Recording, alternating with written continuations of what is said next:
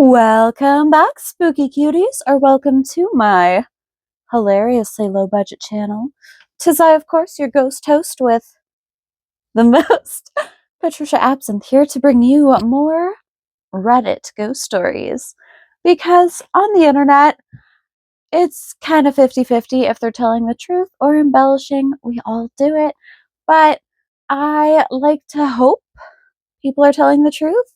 And I like to read and review ghost stories with you so we can discuss if it has the air of truth, if we think it's just some dramatic drivel just to get her attention. But we're finding out together. I try not to read them. I just try to collect lengthy good ones that are hopefully widely accepted, highly upvoted, received well. I want to find good ones because I want to know. I want to know about strange things that hopefully actually happen to people. Hopefully not too bad. Because, side note, I recently showed someone what the real Annabelle doll looked like, and they were not happy.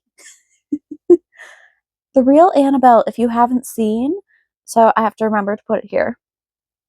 Instead of the terrifying doll they used, is an even more terrifying Raggedy Ann doll. So, let's see. Let's see what I gathered for us today. We'll review. Do you have your own ghost stories? You can tell them in the comments, or if you let me know, you can send them to me, and I will happily read out your ghost stories, which is a lot more fun. But let's see. Better not send me any fake stories, though, because I will be able to tell, and then you will hurt my feelings.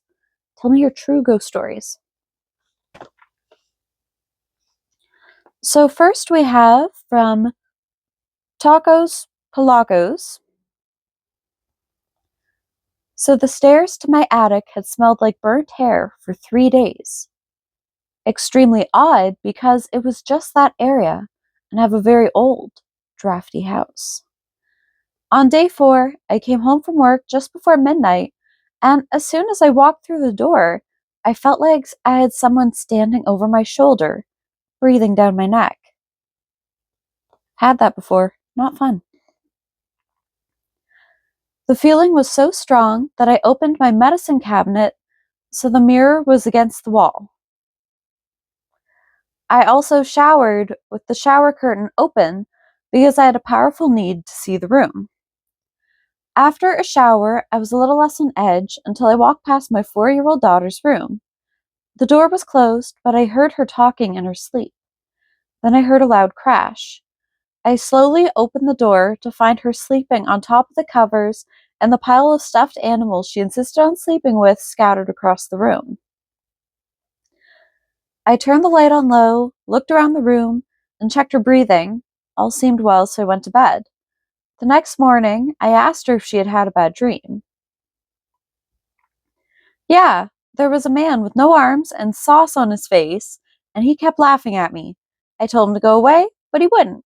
Then an arm came out of the wall, threw me into the ceiling, and I crashed back down to my bed and went back to sleep. Sauce on his face? Yeah, red like spaghetti.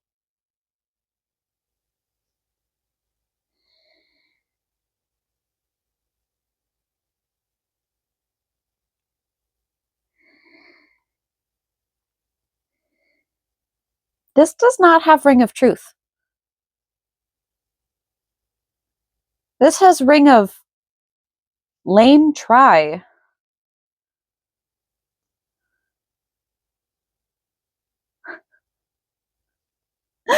I don't know about you, but I'm going with starting off with a very unlikely story, which hurts my feelings. I want to deliver you good ghost stories, and this has no ring of truth. It caused pain. From Mass Chingona. All right. My first house was built in 1913. After moving in, I knew pretty much right away that I wasn't alone. Because out of the corner of my eye, I would always see movement. in the mirror of the built-in china cabinet. I also smoked back then and came out of the bedroom one morning to find the ashtray flipped off the end of the table onto the floor. Lots of little things kept happening over the years, but I never felt threatened or scared. We, meaning the ghost spirits and I, coexisted in the house with no problems. My boyfriend moved in too, and after a few years, we got married. I'd talk about these things, and he'd just look at me, never saying too much about any of it. He traveled quite a bit for work, so I was at home alone a lot. One night, I was on my computer, listening to music and playing games. Plain as day, I was tapped from behind on the right shoulder 3 times. I screamed and jumped up, turned around, and no one was there. Scared the crap out of me. I told my now husband about it, and then he started opening up about the shadows he'd see moving around in my office. He'd talk about the footsteps he'd hear in the house when he was alone. The tapping on my shoulder happened one other time after that. When we were moving out of the house and it was pretty much empty, I was there alone cleaning, and I heard footsteps, like the footsteps he talked about. Whatever or whoever was there started to feel more menacing towards the end of our time there. I loved the house, but was pretty glad when we left. See, that's what I mean by that has a ring of truth. That doesn't sound embellished or sensationalized or just nah. That sounds pretty genuine. And the thing is, usually real haunting shit is so fucking boring.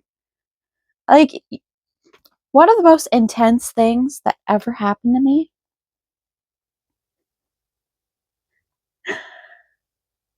long story short, I was haunted by this ghost. And I'd fallen asleep and I had a dream that something was trying to attack me. But my ghost was there for me. So I'm like, okay, whatever. And then my poster smacked me in the face. So then I woke up and I'm like, what the fuck was that? And as I'm laying there, being like, what? My poster, which was taped to the wall, fell on my face. And it was thoroughly taped. Very thoroughly. And yeah, how when things fall off a wall, they just go. This went. So I watched it. I'm like, what the fuck? There was no normal explanation for that, even if I was clairvoyant and I saw the future that my poster was gonna fall on my face. That is so fucking stupid and boring. And that's what I mean, like, real hauntings always have, not always, usually, they're just not that interesting. Because even if you're like, I hear footsteps and something open and closes doors, when you remove, when it comes to people who are like, oh my god, that's obviously not, ghosts aren't real, blah, blah, blah, blah, blah, aliens aren't real, those kind of people, it's like, okay, I would like a rational explanation, but also, that is so painfully dull to make up. If I'm going to make something up, it's going to be interesting. It's not going to be something when. So I'm going with that one as a ring of truth. It wasn't over dramatic. It didn't feel, you know, juiced up. It it just felt genuine. It's like, yeah, creepy feeling, shadows, footsteps. Yeah, all makes sense. And even if you go with, aside from the tap, if you go with that, I mean, sure, could be just old house stuff. Sure. But even so, her the climax of that story was literally, you're it. Like, ring of truth. I like it. Seems genuine. But that's also the problem. The genuine ones are usually pretty boring. Better than Sauce one. Like, if it wasn't for the fact that it's claiming that she crashed into the ceiling and then got put back in bed. Anything else, everything else, fine. But I was like, I don't think so. But also, I wasn't there. I could be wrong. So this is from Deleted. Been looking forward to a post like this to share mine. I actually like reading people's experiences more than trying to glean something from blurry security footage. Depends. I kind of prefer when people talk about it because then also, as you can get someone's cadence from their writing, definitely. But when it comes to stuff like that, when it comes to experiences, I do tend to prefer hearing how they speak about it because that gives you a better idea, especially if their story keeps changing or you, you get it. Like it's easier to glean the ring of truth. So one of my closest friends growing up lived in a house that was, beyond a reasonable doubt, haunted AF. The house was definitely somewhere around a century old, or at least now it is, and our town was situated on a very woodsy suburb. He and every member of his family had experiences there.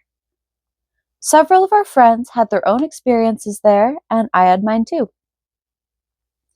Honestly, it would be impossible to try and condense it down into one experience, and I believe it's worth sharing the accounts I can remember. I'll start with the least scary one, which was thankfully my own, and then move on to the other ones worth telling. Mhm. During high school, my parents went on a vacation, and for a few days I stayed at this particular house of my friend. Let's call him Paul. I stayed in Paul's room in a sleeping bag on the floor while he slept in his bed. One morning, I woke up to someone whispering in my ear, like directly in my ear. My name, you need to leave now. It did not say this super maliciously, almost more of a warning. It definitely woke me up though, and immediately I'm thinking Paul was fucking with me as he frequently did. I turned around to my right, and there he was sleeping, and realized he was completely out. I said, "What?" to him, thinking he was joking around, and he didn't wake up. He was definitely asleep. It was quiet and still too early for even Paul's parents to be up. Then it hit me, as it still hits me today. I heard the whisper in my left ear, and Paul was on my right side. Mm-hmm. See, that's what I mean. Like that is the human responses. That is most definitely how you would react if you thought your friend was just fucking with you, and then that moment of, wait.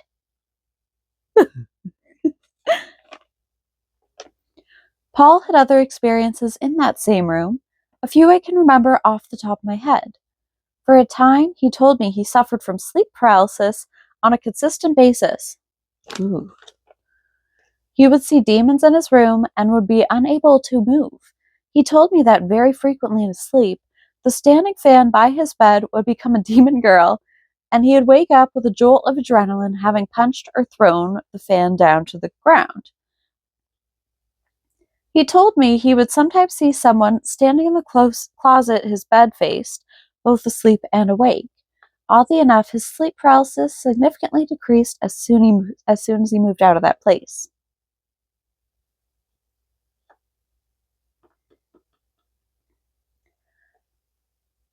See, I want to judge the fan, but I just talked about a poster going on my face. So, to be fair to Paul, it is boring and bizarre enough to say that his fan was becoming a demon girl. So, we'll give him credit for that so far. Lost a bit of credibility, but also at the same time, I would be contradicting myself to be like, "Pa, nah," after just saying that. That floor, the second floor where Paul was, oh, the second floor where Paul, his parents, and two of his four sisters slept was spooky. I remember getting weird feelings up there. One of his sisters claimed to see the ghost of a little boy in their bathroom. His mom once opened the closet in her bedroom to the same little boy standing in there, looking up at her and asking for his mom. I heard about that one when I was in middle school, and it always creeped me out. It's always scarier when the adults see them too. No likey. Before my own experience, I generally thought Paul was just trying to fuck with me when he would tell me about shit and these other experiences. Most of our other friends were the same way, thinking he was just full of shit. Even after my own experience, at times I thought I just as easily could have dreamt it up. But then a few of those same friends, some of them completely non believers beforehand, had their own experiences, and that changed my whole idea of the house. See? It always takes the skeptics. Once a year, Paul and his family would take a trip and have someone take care of their 2 dogs. Poor puppies. One of our mutual friends came over to do just that one day. When she got there that evening to feed the dogs, the house was dark and empty. And for some context, the dogs were being fed near the kitchen, and adjacent to the kitchen was the dining room, which led further away into the entryway, and after that, a small living room. Well, not long after feeding the dogs, she heard a blood-curdling scream, a goddamn shriek, coming from that living room, like someone was inside with her. She booked it outside with the dogs, checked for intruders, and saw no one was there. I'm pretty sure after that, she called Paul, told him what happened, and he laughed and said, "Yeah, shit like that happens sometimes." The ring of truth is back. A couple of years later, one of the bigger doubters in our group, who thought all of us were full of shit, had his own experience. Paul hosted a fair amount of parties back then, and usually would use his basement to avoid any sort of noise complaints. So all of us are in the basement having a good time, and this particular friend of ours decides to run up and grab another drink from upstairs. Mind you, this friend is not the kind of guy to get completely fucked up. Like, he'll only ever have a beer or 2 at most. So for all intents and purposes, he's sober. Ooh. He goes up, and the ground floor was completely empty, and everyone is in the basement. There is a porch directly outside the dining room entryway living room, and it extended long ways across the back of the house. As our friend was walking into the dining room to grab a beer off the table, he sees a tall, grim-looking woman standing on the porch outside, looking through the window directly at him.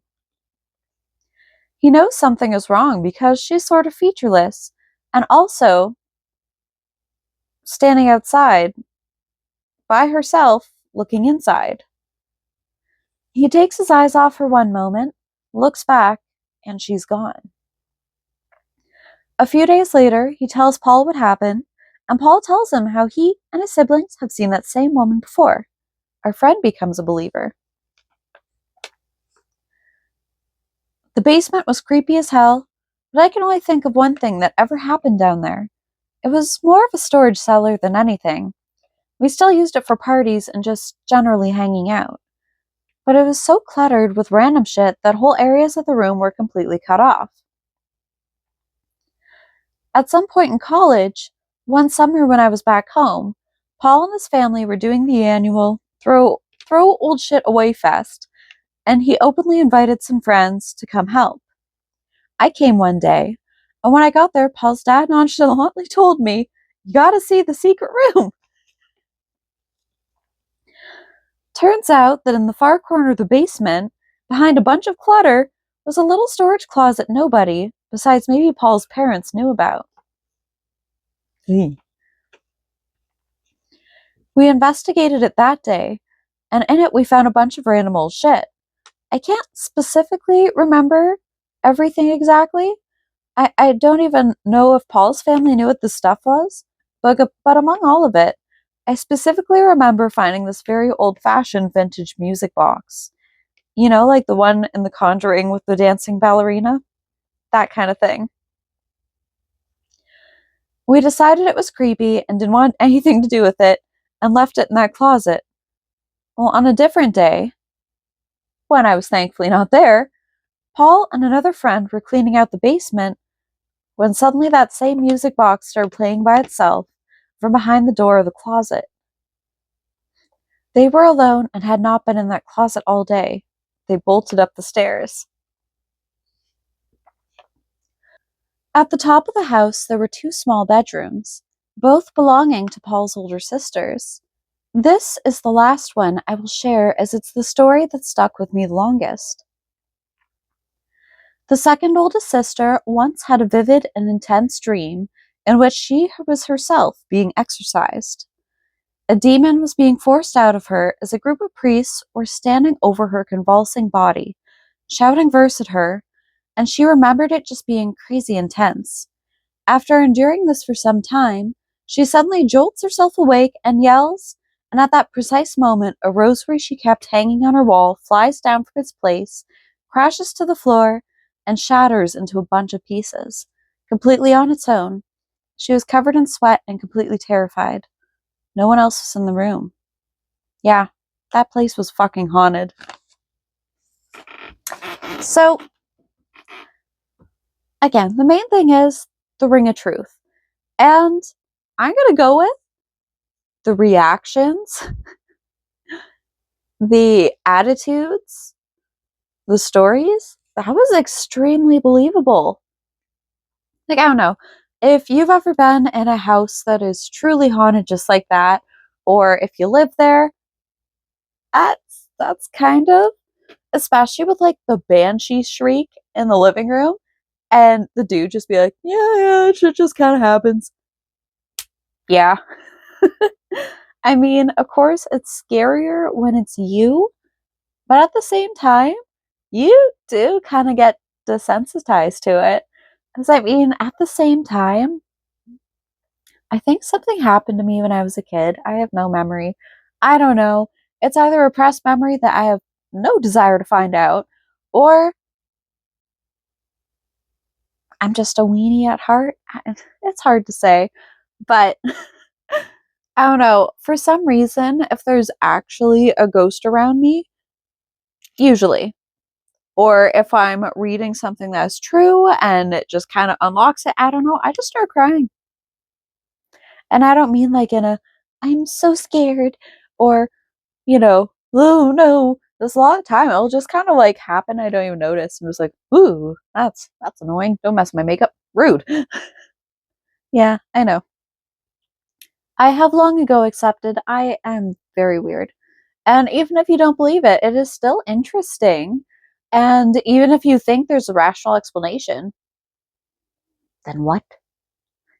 What explains that rationally? Even if it's just, even if it's just like, okay, so for me there, my tear duct, eh.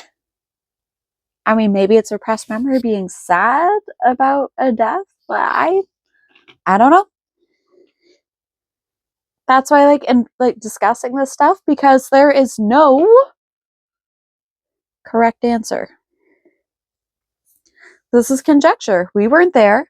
That could have been a very, very well written, dramatic storytelling. That convinced me. It has that ring of truth. It has that human reaction. Because one of the most overused and unrealistic reactions that so many people have when it comes to haunted houses is they're always like, oh, if it's that haunted, like, why don't they just move out?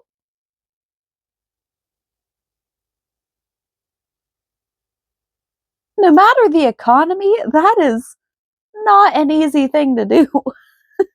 That is not something that most people can realistically just, ah, yes, I don't like this ghost, bye house. Huh. And especially when it comes to shit like that, aside from the, like, intense dream, they're even saying not that much happened. They obviously weren't too concerned. So I don't know. I think that one is true.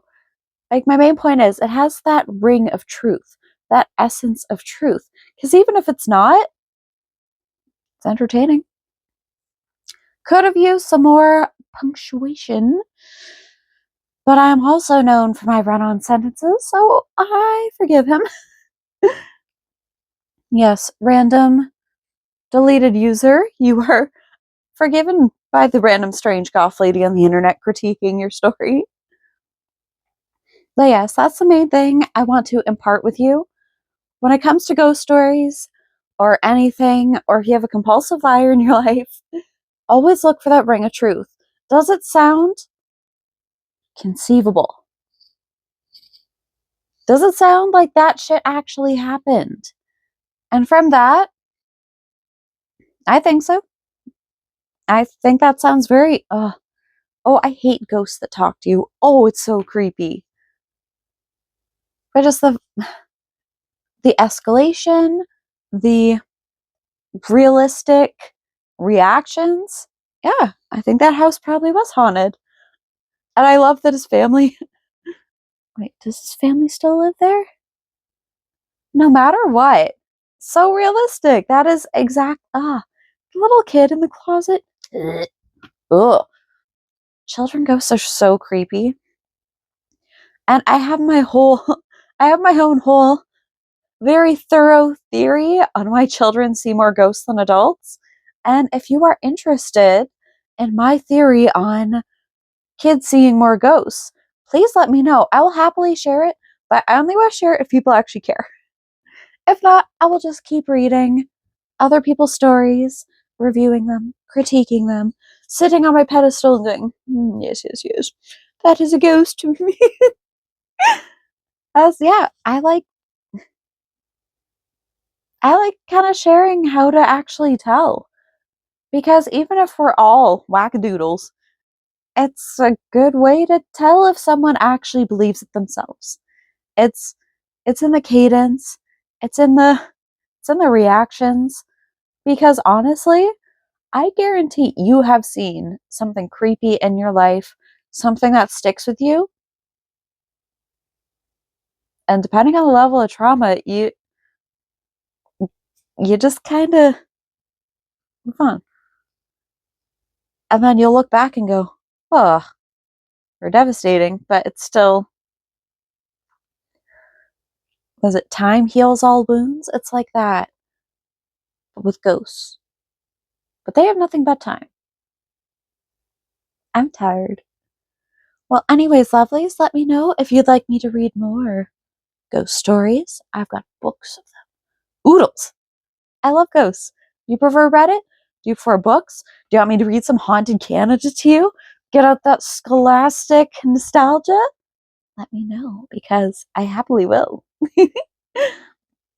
On that note, lovelies, I hope you have a wonderful day. Stay safe, stay strange, stay spooky. I'll hopefully see you in the next one. Bye bye.